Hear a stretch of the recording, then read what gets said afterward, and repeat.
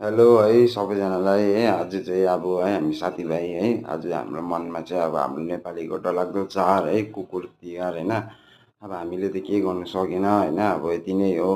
Just अब खाना बनाएर जति पनि स्ट्रिट डगहरू छ होइन, कसैलाई के छ अब उनीहरूलाई हामी खाना बाँडिदिनेछौँ आज है। अलिक एउटा सोसल वर्क एक्सपिरियन्स पनि हुन्छ भनेर होइन, अब बाँड्दै बाँड्दै धेरै अगाडिसम्म पुगिसक्यो है। त्यहाँदेखि आजको दिन चाहिँ दिवाली कुकुर तिहार डरलाग्दो हाम्रो नेपालीहरूको कुकुर चाड हो है। हामी यो चाहिँ मजाले सेलिब्रेट गर्छ होइन। अन्त अब हेर्दै जाँदा अन्त अब कुकुरहरू पनि थियो मजा मजाको है। बिचरा भोकले धेरै भोके भएको रहेछ होइन।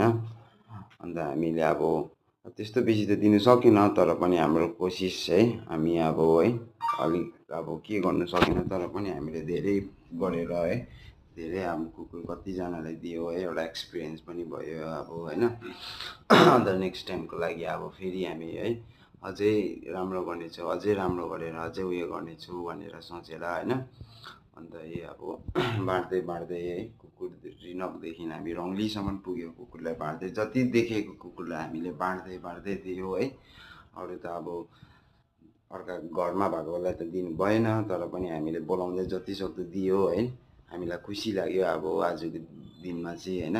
तिहार अब हाम्रो नेपालीको चाडबाड होइन। अब यहाँ चाहिँ हेर्नु न बिचरा कति दिन भएको रहेछ भोकै भएको होइन। भुँडी पनि सुकेर कस्तो भइरहेको रहेछ है। कति छिटो खायो बिचरा अब होइन।